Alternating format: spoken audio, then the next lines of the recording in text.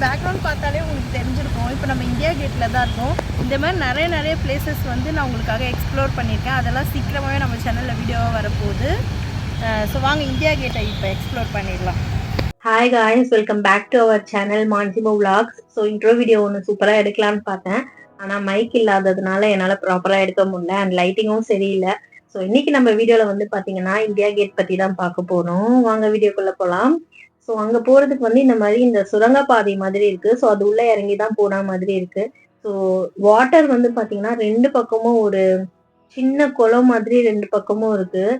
And ஒரு fountain வச்சுருந்தாங்க. அதுவுமே வந்து இந்தியா கேட் கலர்லேயே, ஐ மீன் நம்ம இந்தியன் ஃபிளாக் கலர்லயே வந்து ஆரஞ்சு, ஒயிட், கிரீன் அந்த மாதிரி 3 கலர்ல இருந்தது.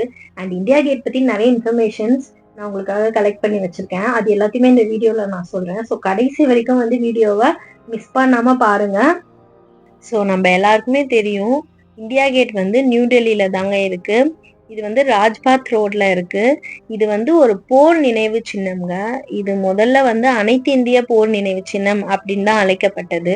ஸோ இது எப்படி கட்டினாங்க, எதுக்காக கட்டினாங்கன்னு பார்த்தீங்கன்னா, first world war and Afghan போர் இருக்குல்ல, அதுல உயிரிழந்த 70,000 இந்திய வீரர்களோட நினைவா தாங்க இது கட்டப்பட்டிருக்கு.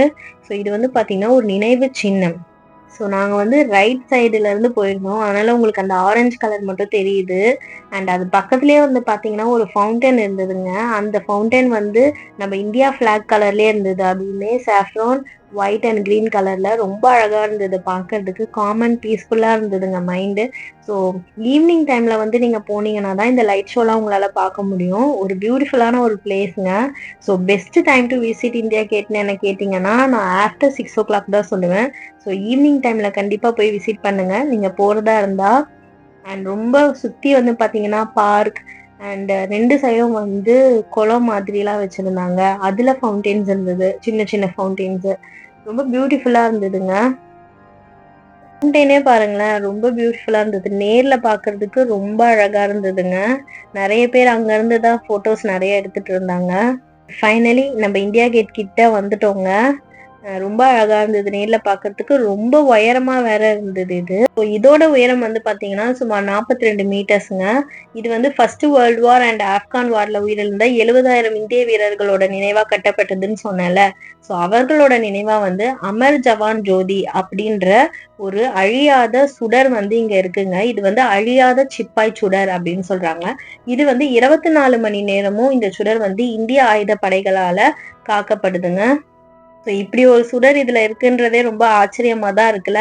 1971 வந்து வார் நடந்திருக்குங்க. ஸோ அதுக்கப்புறமா 1972 அப்போ இருந்த பிரதமர் இந்திரா காந்தியால இது வந்து ஓபன் பண்ணப்பட்டிருக்கு.